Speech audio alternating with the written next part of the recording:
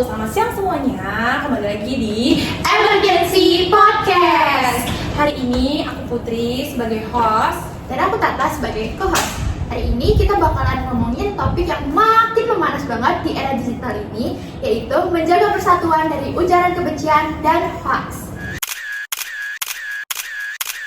Sudah hadir bersama kita 4 narasumber yang sangat hebat. Yang pertama ada Salsabila Praditya. Halo semua. Yang kedua ada Cantika Zahwa. Hai. Yang ketiga ada Tania Grisela. Hai. Dan yang terakhir ada Aura Karisma. Yeay. Nah, kita udah kedatangan 4 tamu spesial kita hari ini. Kita kenalin ya satu-satu dari mulai Caca. Silakan. Halo semua, aku Caca. Jadi buat kesibukan aku hari ini tuh tadi udah syuting gitu buat film terbaru. Tungguin ya November tahun ini. Oke, selanjutnya Cantika, silakan. Hai, aku Cantika. Jadi akhir-akhir ini aku lagi sibuk nyusun skripsi aku. Doain ya guys, semoga skripsi aku cepat kelarnya. Oke, selanjutnya kita Sela. Halo, aku Sela. Aku di sini jadi dosen psikologi UI dan akhir-akhir ini aku cuma sibuk ngajar doang sih di UI.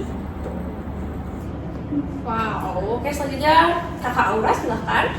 Halo semuanya, aku Aura. Aku kali ini sekarang tuh kesibukannya aku lagi ngurusin endorsement, terus juga alhamdulillah banyak banget kerjaan fitting iklan aku. Tuh. Oke, yang menarik ya tamu-tamu kita hari ini.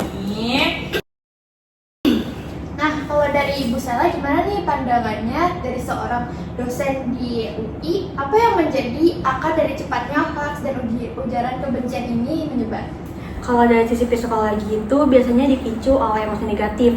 Contohnya tuh kayak stres, terus frustasi, rasa takut, emosi, dan lain-lain. Orang tuh jadi mudah terpengaruh dan menyebarkan sesuatu tanpa berpikir panjang. Dan itu bisa terjadi oleh siapa saja dan kapan saja, termasuk kita di sini semua. Makanya kita harus bisa mengontrol emosi kita dan berpikir sebelum bertindak.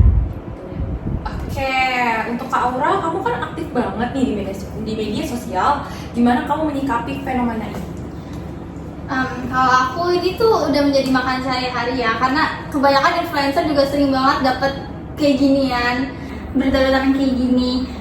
Terus kita kan juga jadi punya banyak pengaruh, jadi kita juga harus lebih hati-hati lagi sama yang kayak gituan ya, berita-berita kayak gituan. Dan itu juga bisa jadi bumerang buat kita, dari kita buat orang lain gitu. Nah, kalau Kak Caca sendiri tuh gimana ya? Kan Kak Caca kan artis nih, udah lama juga. Jadi pasti banyak lah kayak ngalamin kayak gitu. Coba dong kasih satu yang paling berkesan gitu, yang ingat banget. Pastinya pernah banget, apalagi kan selain aku juga di depan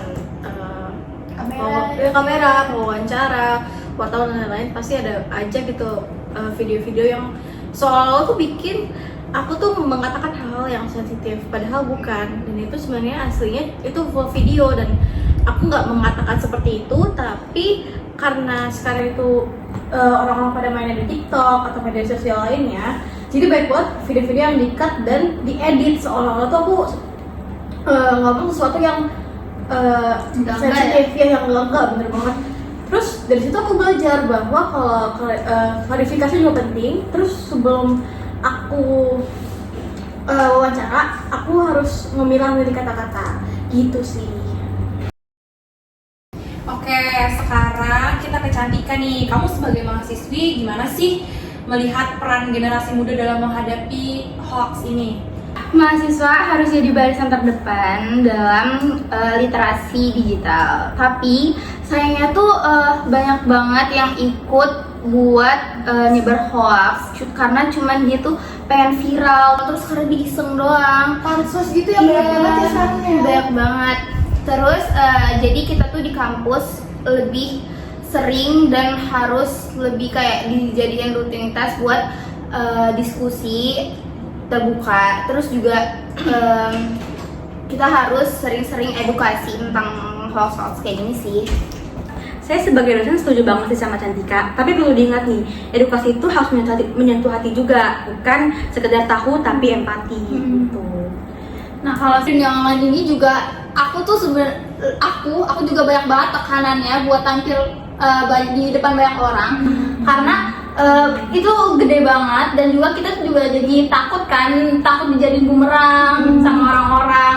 Terus jadi kalau misalnya kita mau tampil nih, kita harus bener-bener ngasih edukasi yang benar gitu ke mereka dan kadang-kadang juga malah konten-konten yang influencer pada kasih ini ke publik itu malah nggak viral, malah tuh yang negatif-negatif, yang viral ya, gitu. Iya itu gampang banget viral kayak di Twitter, di TikTok gitu tuh tinggi banget. Apalagi di TikTok kan, Twitter tuh banyak banget anak muda yang suka banget ngeliatin Sedih nggak sih sekarang? Iya, makanya malah hal-hal yang kayak bikin kebencian tuh jadi gampang banget buat naik sih. Sedangkan yang baik-baik malah hilang.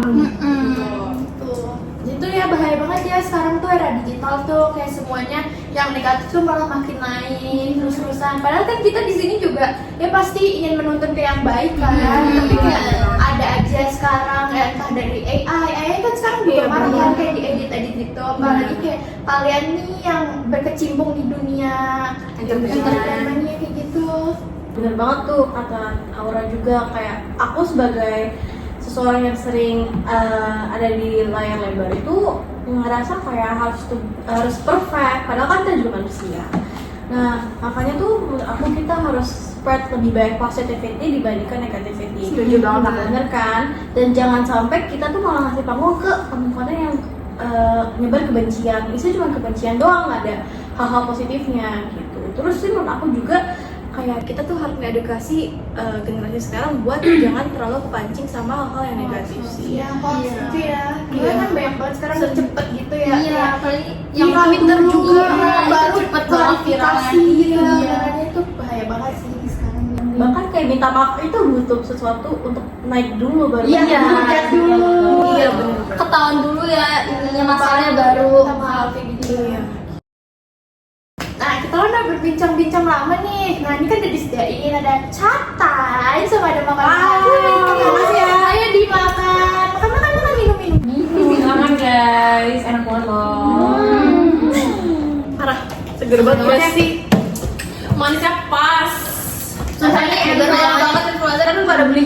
Nah, kita dapat data nih dari Kementerian Kominfo 2024 menyebutkan ada lebih dari 1.900 hoax tersebar hanya dalam setengah tahun. Gila nggak? Parah. Bahaya banget sih. Itu banyak banget.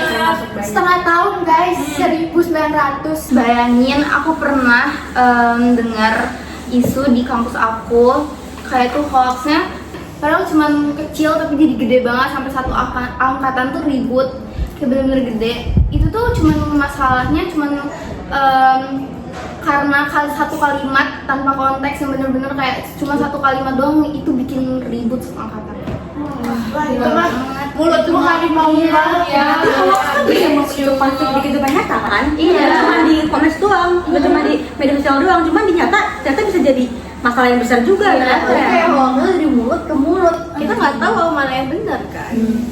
Kalau kayak gitu. Kalau boleh satu kalimat nih, apa langkah yang bisa kita ambil untuk menjaga persatuan? Kalau menurut saya sih empati ya, coba pahami sebelum menghakimi. Nah, kalau buat kalau dari aku tuh filter dulu berita-berita nih. Jadi sebelum kita ngasih ke orang, sebelum kita ngasih ke media sosial itu kita filter dulu apakah ini benar atau hoax. Gitu sih. Setuju. Kalau dari aku, public figure itu harus dicontoh, tapi kita juga manusia. Dan netizen itu juga harus punya tanggung jawab dalam ketika mereka juga gitu. Iya sih, kritis itu keren, tapi dalam hal santun, terus juga harus bijak, bukan kritis yang menghujat.